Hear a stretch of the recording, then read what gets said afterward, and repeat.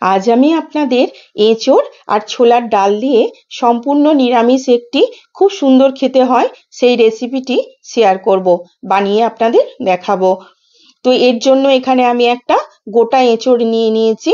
এঁচোড়টা প্রথমে আমি ভালো করে কেটে পরিষ্কার করে নেব। আমি এঁচোড়টা এরকম করে বড় বড় করে টুকরো ডুমো ডুমো করে কেটে নিয়েছি।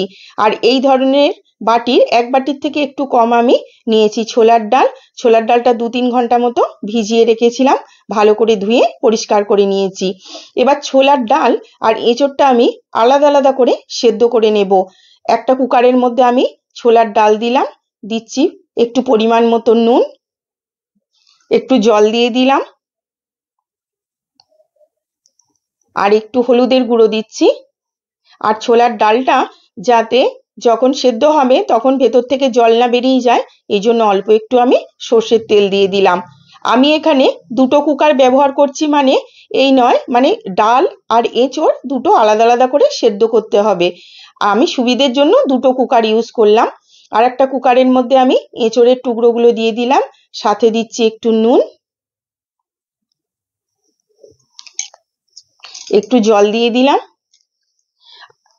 আর একটু দেব হলুদের গুঁড়ো। নুন আর হলুদ দিয়ে এঁচোড়টা সেদ্ধ করলে এঁচোড়ের কষ ভাবটা পুরো কেটে যাবে। আর এঁচোড় তো একটু আঠা ভাব, তো কুকারটা যাতে নোংরা না হয় সেই জন্য আমি একটু সর্ষের তেল দিয়ে দিলাম।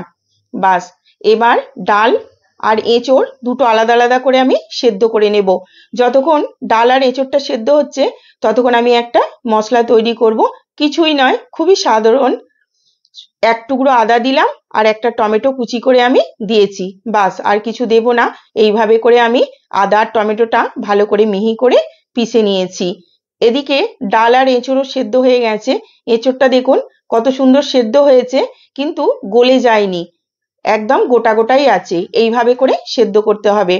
আর ডালটাও আমি সেদ্ধ করেছি, কিন্তু গলিয়ে দিইনি, এরকম দানা দানা আছে, কিন্তু ডালটা সেদ্ধ হয়ে গেছে। দেখুন এইভাবে করে হাতে করে ভেঙে দেওয়া যাচ্ছে। এরকম ভাবেই ডালটা সেদ্ধ করতে হবে। এবার কড়াইয়ের মধ্যে আমি খুব অল্প পরিমাণ সর্ষের তেল দিয়েছি। ফোড়নে দিলাম একটু গোটা জিরে, দিচ্ছি কয়েকটা দারচিনি, দিচ্ছি দুটো ছোট এলাচ ভেঙে নিয়েছি দিয়ে দিলাম, একটা লঙ্কা দু টুকরো করে নিয়েছি দিয়ে দিলাম শুকনো লঙ্কা, আর দিচ্ছি দুটো মতো তেজপাতা একটু ভেঙে নিয়ে ফোড়নে দিয়ে দিলাম।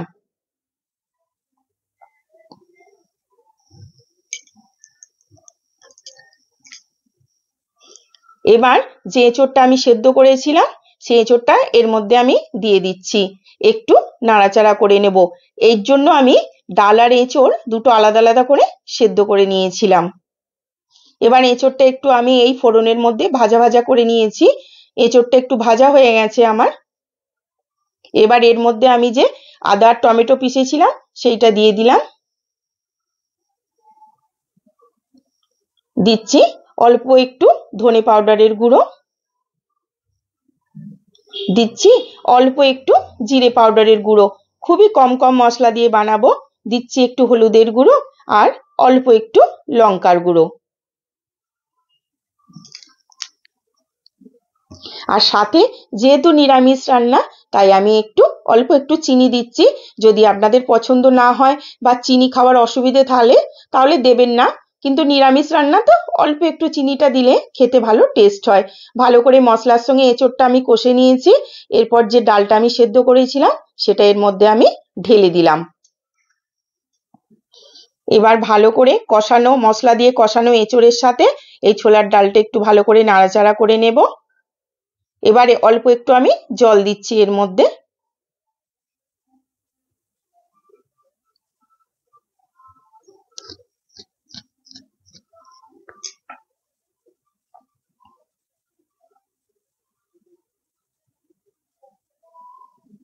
একটু ভালো করে নাড়াচাড়া করে নিয়েছি। আর যেহেতু আমি একটু জল দিলাম তাই অল্প আর একটু নুন দিলাম, অল্প একটু নুন দিয়ে দিলাম। ডাল আর এঁচোড় ভালো করে সেদ্ধ হয়ে গেছে। এবার এর মধ্যে আমি দেব একটু গরম মশলার গুঁড়ো,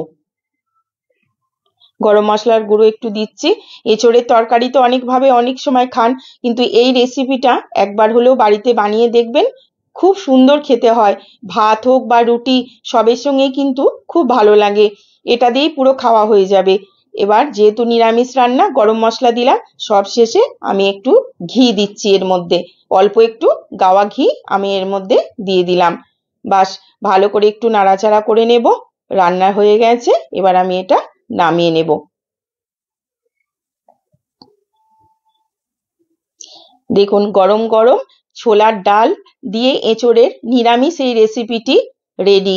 খুব সুন্দর খেতে হয়। একবার বাড়িতে বানিয়ে দেখবেন, তাহলে প্রতিটা সিজনে যখনই এঁচোড় উঠবে না, আপনার এটা বানাতে ইচ্ছা করবে। খুব সুন্দর খেতে হয়, দারুণ খেতে হয়। আর যেহেতু এটা সম্পূর্ণ নিরামিষ, আমি পেঁয়াজ রসুন কিছুই তো এর মধ্যে দিইনি, আপনারা দেখলেন। তাই যে কোনো দিনেই আপনারা এটা খেতে পারবেন, খুব সুন্দর হয়। তাহলে যদি আমার এই রেসিপিটি আপনাদের ভালো লাগে, তাহলে প্লিজ একটি লাইক করে দেবেন, কমেন্ট করে জানাবেন কেমন লাগলো। আর আমার ইউটিউব চ্যানেল পাঁচমেশালির হেসেলকে প্লিজ সাবস্ক্রাইব করবেন। আর যারা ফেসবুক থেকে দেখছেন, তারা প্লিজ আমার পেজটিকে ফলো করবেন। আজ এখানেই শেষ করছি। আপনারা সকলে ভালো থাকবেন। নমস্কার।